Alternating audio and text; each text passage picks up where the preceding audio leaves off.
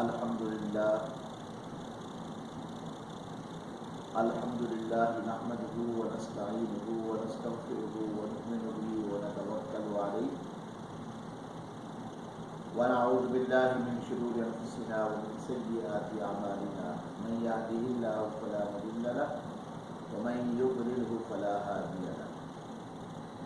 اعوذ باللہ من الشیطان الرجیم بسم اللہ الرحمن الرحیم یا ایہا الذین آمنوا اطیعوا اللہ واطیعوا الرسول واولی الامر منکم فإن تنازعتم في شيء فردوه إلى الله والرسول إن كنتم تؤمنون بالله واليوم الآخر ذلك خير وأحسن تأويلا قال الله تبارك وتعالى في القرآن المجيد والفرقان الحميد مولاي صل وسلم دائما ابدا على حبيبك خير الخلق كلهم فهو الذي تم معناه وصورته ثم اصطفاه حبيبا بارئ نسل. حمد و ثنا کے بعد اللہ رب العزت جل وعلا کا بے پناہ لطف و کرم ہے. خالق لم یزل نے ہمیں سب سے پہلے مسلمان بنایا، سرکار علیہ الصلوۃ والسلام کا غلام بنایا اور سرکار دو عالم صلی اللہ علیہ وسلم کی پیاری پیاری امت کا حصہ بنایا. الحمدللہ آج 24 جولائی ہے اور ایک دن کے بعد 25 جولائی کو الیکشن 2018 ہونے جا رہی ہیں. تمام سرکار علیہ الصلوۃ والسلام کے غلاموں کو، حضور کا کلمہ پڑھنے والوں کو میں سلام پیش کرتا ہوں اور اللہ رب العزت جل وعلا کی پاک کلام میں سے سورہ نساء آیات نمبر 58 اور 59 جس کے اندر اللہ تبارک و تعالی جل وعلا نے ارشاد فرمایا اے ایمان والوں حکم مانو اللہ کا اور حکم مانو اللہ کے رسول کا اور ان کا جو تم میں حکومت والے ہیں. پھر اگر تم میں سے کسی بات میں جھگڑا اٹھے اسے اللہ اور رسول کے حضور رجوع کرو. اگر اللہ اور قیامت پر ایمان رکھتے ہو یہ بہتر ہے اور اس کا انجام سب سے اچھا ہے. اللہ کرامی اس کے اندر اگر ہم غور کریں اس میں سب سے پہلے اللہ کی اطاعت اور اس کے بعد اس کے پیارے حبیب صاحب الاولاق صلی اللہ علیہ وسلم کی اطاعت کا ذکر کیا گیا اور اس کے ساتھ ساتھ جو ہے وہ اولو الامر جو ہے یعنی امیر اس کی اطاعت بھی واجب ہے. اور سرکار دو عالم نور مجسم صلی اللہ علیہ وسلم کی حدیث پاک ہے. امام نبی علیہ السلام نے فرمایا جس نے امیر کی اطاعت کی اس نے میری اطاعت کی اور جس نے امیر کی نافرمانی کی اس نے میری نافرمانی کی. اس آیہ مبارکہ سے یہ ثابت ہوا کہ مسلم عمرہ اور حکام کی اطاعت واجب ہے جب تک. اب یہاں ایک نقطہ ہے جو کمال کا نقطہ ہے وہ یہ ہے جب وہ حق پر ہوں اور حق پر موافقت رکھتے ہوں تو تب تک ان کی اطاعت جو ہے ان کا حکم ماننا واجب ہے. اگر وہ حق کے خلاف ہوں تو ان کی اطاعت واجب نہیں ہے. اس سے یہ معلوم ہوا کہ احکامات جو ہے وہ 3 قسم کے ہیں. ایک وہ جو ظاہر کتاب یعنی قرآن مجید سے ثابت ہو، ایک وہ ہے جو ظاہر حدیث سے، اور ایک وہ ہے جو قرآن اور حدیث کی طرف بطریق قیاس اور رجوع کرنے سے اولو الامر میں امام، امیر، بادشاہ، حاکم، قاضی یہ سب داخل ہیں. خلافت کاملہ کا زمانہ تو رسالت کے امام صلی اللہ علیہ وسلم کے بعد 30 آ گئی، مگر خلافت ناقصہ خلفاء عباسیہ بھی رہی. اب جو ہے اس وقت جو صورتحال ہے وہ نہ تو وہ خلافت عثمانیہ ہے اور نہ خلافت عباسیہ ہے، اور اکثر مقامات پر یہ معلوم ہوا ہے، لیکن سلطنت اور عمارت باقی ہے، جو کہ سلطان اور امیر بھی اولو الامر میں شامل ہیں، اس لیے ان پر ان کی اطاعت بھی لازم ہے۔ بتانا مقصود یہ ہے، اور آج کا یہ جو میسج میں امت کو جو دینا چاہتا ہوں وہ یہ ہے کہ کل کا جو دن ہے وہ امت محمدی صلی اللہ علیہ وسلم کے لیے اور بالخصوص پاکستانی قوم کے لیے وہ نہایت ہی اہم ہے، اور یہ زندگی میں ہماری زندگیوں میں شاید یہ دن دوبارہ آئے نہ آئے، یہ اللہ تبارک و تعالیٰ جل وعلا بہتر جانتا ہے۔ لیکن ایک طرف جو ہے وہ یہود و نصارہ کو خوش کرنے والے ہیں، اور دوسری طرف جو ہے جو جن کی ایک منشور ہے کہ سرکار دو عالم نور مجسم صلی اللہ علیہ وسلم کے دین کو ہم نے تخت پر لانا ہے۔ اب فیصلہ آپ لوگوں نے کرنا ہے، اور یہ کل کا جو دن کا فیصلہ ہے وہ آپ کی ایمان کا حصہ ہے، آپ کی بقا کا حصہ ہے، آپ کی نجات کا حصہ ہے، اور آپ کی کامیابی کا حصہ ہے۔ اگر آپ نے کل یہ فیصلہ کر لیا اور آپ کی منشا یہ رہی کہ ہم نے سب نے مل کر سرکار دو عالم صلی اللہ علیہ وسلم کے دین کو تخت پر لانا ہے، تو وہ دن بعید نہیں ہے جب ہم اپنے اس مشن میں اس مقصد میں ہم کامیاب ہو جائیں گے۔ اور دوسری طرف جو ہے یہ ہم جب اسلام کی طرف اٹھاتے ہیں اس میں ہمیں ایک چیز جو سامنے آتی ہے کہ ایک وقت وہ تھا اسلام کے آغاز میں 2 ہجری کی بات ہے، جب سرکار دو عالم صلی اللہ علیہ وسلم اپنے صحابہ کے ساتھ 8 تلواریں لے کر 313 کا جو ہے لشکر لے کر غزوہ بدر کی طرف روانہ ہوئے، اور دوسری طرف جو ہے وہ 1000 کا لشکر ہے، ساز و سامان کے حساب سے گھوڑے اور اونٹوں کی تعداد بھی کثیر ہے، اور انہوں نے بڑے بڑے ارادے اور پختہ جو ہے وہ خیال رکھتے ہوئے رسیاں ساتھ دی ہوئی ہیں کہ ہم مسلمانوں کو جو ہے وہ پکڑ کر لائیں گے اور ان کو ان رسیوں کے ساتھ جکڑ کر لائیں گے، لیکن منشا الہی کچھ اور تھی، اور نتیجہ کیا نکلا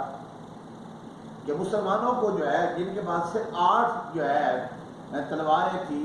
تو مسلمانوں کو اللہ تبارک و تعالیٰ جل وعلا نے کامیابی عطا فرمائی، اور اسلام کا جو معرکہ تھا جو پہلا جسے غزوہ بدر کہتے ہیں، اس میں کامیابی جو ہے مسلمانوں کی کامیابی اور دین کی کامیابی اور سرکار علیہ السلام کے ماننے والوں کی کامیابی جو ہے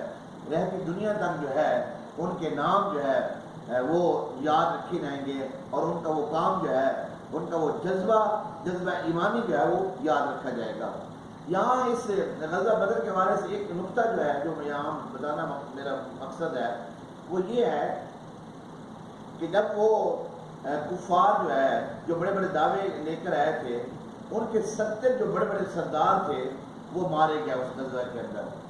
اور دوسری طرف جو ہے 70 ان کے قیدی ہوئے، اور ان میں سرکار دو عالم نور مجسم صلی اللہ علیہ وسلم کی چاچا حضرت عباس رضی اللہ تعالیٰ شامل تھے۔ تو آپ امام الانبیاء علیہ السلام نے جب رسیوں کے ساتھ ان کو حکم دیا کہ ان کو سب کو جو ہے باندھ دو،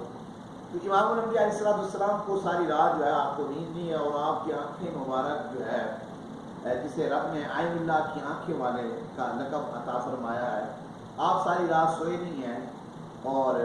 آپ کے چاچا کی آہ و پکار جو تھی وہ آپ سنتے رہے۔ تو آپ نے اس وقت جو ہے ایک فیصلہ فرمایا، وہ فیصلہ آپ اس بات سے آپ تائید کریں گے کہ سب سے بڑے جو انصاف کرنے والے ہیں وہ میرے اور آپ کے آقا حضرت محمد مصطفیٰ صلی اللہ علیہ وسلم کی ذات پاک ہے۔ آپ نے یہ نہیں فرمایا کہ میرا چاچا ہے تو اس کو جو ہے کھول دو یا اس کو سائڈ پر کر لو یا اس کو پروٹوکول دیا جائے، یہ میرا چاچا ہے تو اس کا احترام کیا جائے۔ فرمایا نہیں، سب کی رسیاں ڈھیلی کر دو، سب کو جو ہے سب کی رسیاں ڈھیلی کر دو۔ تو سرکار علیہ السلام کی اطاعت پر جو ہے وہ حکم بجا لایا گیا۔ اب امت جو ہے اس سٹیج پر کھڑی ہے کہ ایک شخص جس نے پاکستان کو اور اسلام کو اور یہود و نصارہ کے جو ہے ان کی جو منشا تھی، ان کا جو مقصد تھا، اس کو پورا کرتے ہوئے عقیدہ ختم نبوت کو اس نے جو ہے اس قانون کو جو ہے اس میں تبدیلی کی اور علامہ امیر المجاہدین حضرت علامہ مولانا خاتم صاحب رضوی صاحب دامت برکاتہ القدسیہ نے بر وقت جو ہے ان کی جو ناپاک عزائم تھے ان کے خلاف جو ہے کھڑے ہو گئے، اور جس کے اندر جو ہے جذبہ ایمانی تھا وہ قافلہ بڑھتا گیا، اور 22 دن کا جو ہے وہاں فیض آباد میں ڈرنے کی وجہ سے ان کے جو ایک منظر عام پر رپورٹ کو لانا، رپورٹ پبلک کرنا، اور دوسرے نمبر پر زید حامد کا جو ہے وہ استعفیٰ یہ تھا، تو اس میں وہ کامیاب ہوئے، اور رہتی دنیا تک جو ہے کوئی اس کے اندر یہ جرت نہیں ہوگی کہ سرکار علیہ السلام کی نموز پر جو ہے وہ انگلی اٹھائے اور قلم اٹھائے۔ تو یہ آج جو کل کا جو دن ہے وہ ہماری بقا کا دن ہے اور ہماری جو ہے کامیابی کا دن ہے، بشرطے کہ ہم جو ہے کل سرکار علیہ السلام کے دین کو تخت پر لانے کے لیے اپنا حصہ ڈالیں گے، اور ہمارا جو حصہ ہوگا وہ ہماری بقا کی ضمانت ہوگی، ہماری کامیابی کی ضمانت ہوگی۔ اب یہ دیکھیں کہ آپ کی وہ پرچی جو ہے آپ کے نصیب کو جو ہے وہ بدل سکتی ہے، اور کل جو ہے میدان محشر میں اور حوض کوثر پر جو ہے جب دربار رسالت میں ہماری حاضری ہوگی اور جو ہے حضور علیہ السلام کی بارگاہ میں حاضر ہوں گے، تو ہمیں کسی قسم کی شرمندگی نہیں ہوگی، اور آپ یہ کریں گے یا رسول اللہ جو ہم سے ہو سکا ہم نے وہ کر دیا۔ تو آج ہم سب انفرادی طور پر یہ کوشش کریں کہ ہم نے سب نے حصہ ڈالنا ہے، جب سب حصہ ڈالیں گے تو انشاءاللہ العزیز جو ہے یہ دین جو ہے وہ تخت پر آئے گا، اور پھر امت جو ہے جو بے بسی کا شکار ہے دین کی دوری کی وجہ سے، جب اسلام جو ہے دین تخت پر آئے گا تو پھر ہمیں وہ سکون قلبی کی دولت بھی عطا ہوگی، اور پھر کامیابی اور کامرانی اللہ تبارک و تعالیٰ جل وعلا عطا فرمائے گا۔ تو کل کا جو دن ہے 25 جولائی 2018 میں آپ نے وہ جو پرچی ہے، اور وہ پرچی آپ کی نجات کا ذریعہ ہوگی، آپ کی کامیابی کا ذریعہ ہوگی، اور فتح اور نصرت کا کل کا جو دن ہے آپ نے وہ مہر جو ہے وہ کریم پر لگاتے ہوئے جو ہے، اور ان کا جو منشور ہے کہ ان کے بڑے بڑے کوئی دعوے نہیں ہیں، ان کا ایک ہی مقصد ہے، اور وہ اتنا بڑا مقصد ہے، وہ ایمان کا بھی حصہ ہے، آپ کی نجات کا بھی حصہ ہے، وہ دین تک پر رہے گا تو ہمارے سب کی جو ہے مسائل اس میں حل ہو جائیں گے۔ اور اللہ تبارک و تعالیٰ جل وعلا کے فرمان کے مطابق جو آیت مبارکہ میں نے پڑھی ہے اس میں آپ غور کریں کہ تب تک ان کی بات مانیں جب تک وہ حق پر ہو، جب تک وہ احکامات جو ہے وہ دین اسلام کے مطابق نافذ کریں۔ جب وہ حق پر نہیں ہے تو پھر ان کی اطاعت، ان کی فرما برداری جو ہے وہ آپ پر واجب نہیں ہے۔ تو یہ آپ اس آیت مبارکہ کو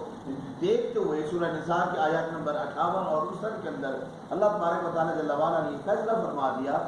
کہ